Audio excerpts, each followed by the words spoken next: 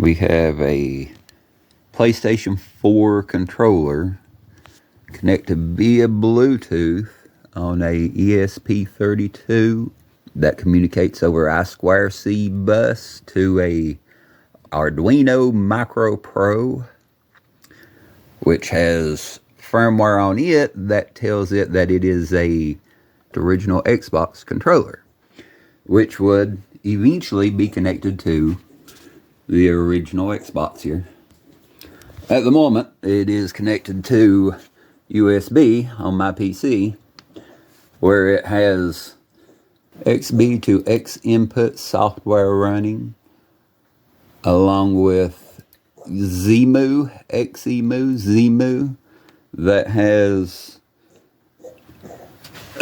Halo running, of course.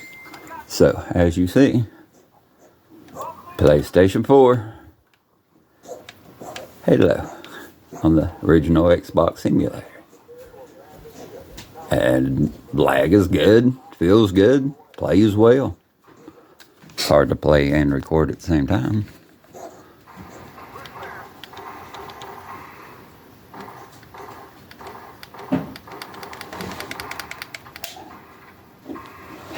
Nice.